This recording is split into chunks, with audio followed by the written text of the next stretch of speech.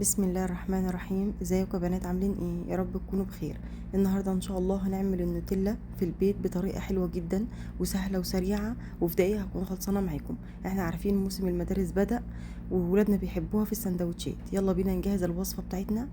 معايا هنا دي كوبايه من البندق. انا هكون عايزاه محمص، فهجيب صينيه بتاعتي هحط الكوبايه في الصينيه، وهدخلها تقريبا الفرن.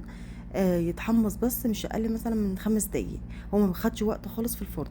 هنبدا نجهز المكونات بتاعتنا. معايا كوبايه وربع من اللبن، وكوبايه من السكر، ونص كوبايه من الزيت، ونص كوبايه من الحليب البودر، وثلاث معالق كبار من الكاكاو الخام، ونص معلقه صغيره من الملح، ونص معلقه صغيره من الفانيليا. كان البندق كان اتحمص. هنجيب الخلاط بتاعنا، نحط كوبايه البندق كلها فيه. كميه البندق تقدروا تستخدموها، يعني تزودوا او تقللوا الكميه زي ما انتوا عايزين. انا استخدمت كميه كوبايه واحده بس. هنجيب بقى الخلاط بتاعنا، ضربتهم في الخلاط لحد ما البندق اتحول من بودر لخليط سائل كده زي ما انتوا شايفين كده. بعد ما ضربته كويس جدا وتحول كده لسائل، هنزل عليهم بقى بالمكونات بتاعتي. حطيت عليهم كوبايه وربع من اللبن، وهحط معاهم كوبايه السكر، وهنحط 3 معالق او 4 معالق كبار من الكاكاو الخام، وهنزل عليهم بنص كوبايه من الحليب البودر، وكمان هنحط عليهم نص معلقه صغيره الملح والفانيليا. وهنضربهم كويس جدا بقى مع بعض في الخلاط. مش هحط الزيت دلوقتي. لو حطيت الزيت هيبوظ معايا الخليط، وهيخليه مش هكون عارفه اتحكم فيه، ولا انا عارفه هو هيكون سايل قوي ولا هيكون تقيل قوي.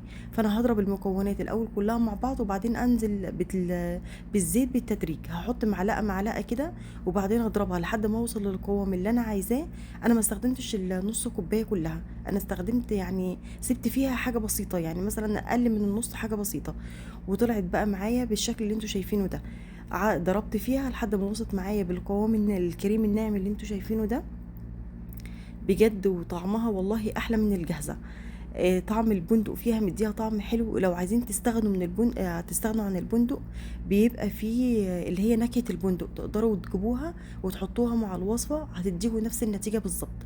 شايفين القوام بتاعها عامل ازاي؟ احنا عارفين الموسم بتاع المدارس بدأ، وولادنا بيحبوا النوتيلا جدا وسعرها غالي. وفي النوع اللي هو الكويس احنا عارفين ان هو مقاطعة.